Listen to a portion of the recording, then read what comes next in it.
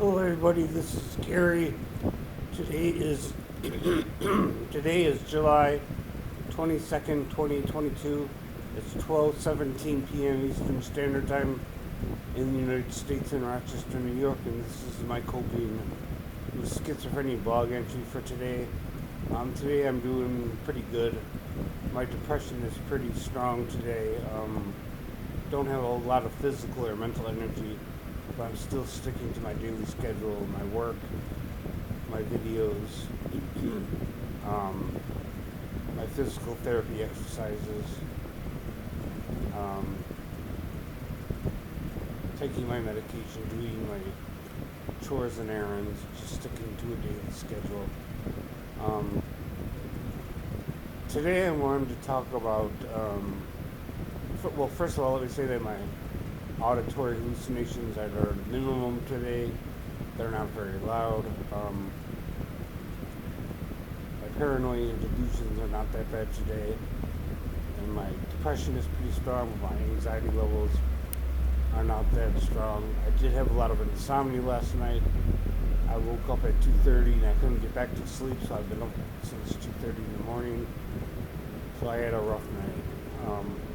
But what I wanted to talk about in this video is big pharma, of the big pharmaceutical companies that make the medications that I take, both brand name and generic drug companies.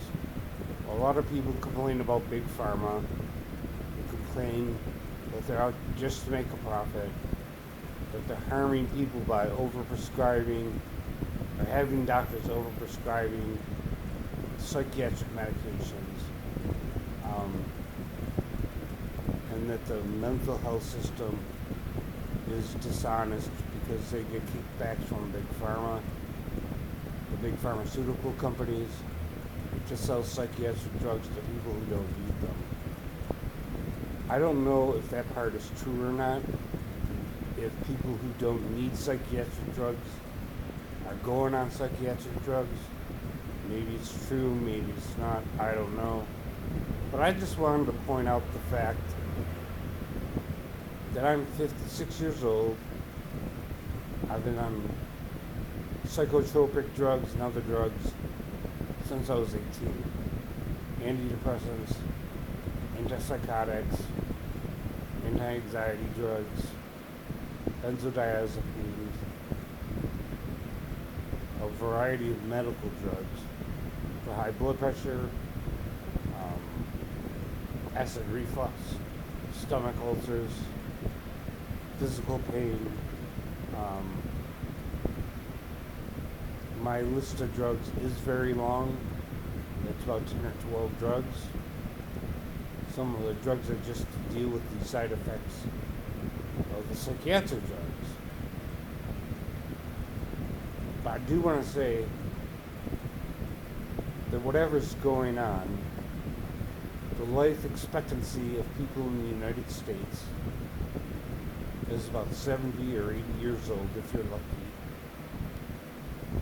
When in the 1850s it was about 34 years old. So whatever big pharma and the scientific establishment are doing right or wrong, they've certainly extended life expectancy in the developed world. And I would be dead if I didn't take my psychiatric drugs, my psychotropic drugs. And yes, I'm on a lot of drugs, but I'm not a 2-year-old. I don't need people to tell me what is or is not effective medical care, including effective psychiatric care. I do what works for me. I'm grateful to Big Pharma for doing the research on drugs that keep me sane and keep me from committing suicide like my sister did when she blew her head off with a double-barrel shotgun. She wasn't in psychiatric care and she wasn't on medicine when she killed herself.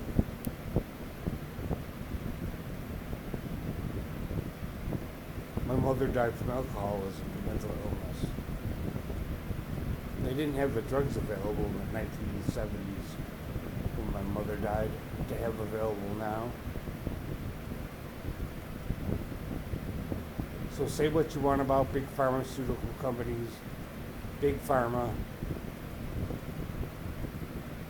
I decide for myself what is proper medical care, not what the ultimate healthcare industry pushes, which is weird diets, starvation diets, all meat diets, all vegan diets. Everybody has their own fucking take on what is going to cure them of their mental illness, and it never fucking does. And the psychiatric drugs I take don't cure my mental health problems. Does anybody out there really think I like to fucking hear voices, or be depressed, or feel anxiety, or be paranoid and delusional, and think people are following me, spying on me, trying to hurt me? I don't want any of that shit in my head, but it's there. It's not fun. My medications help me control it.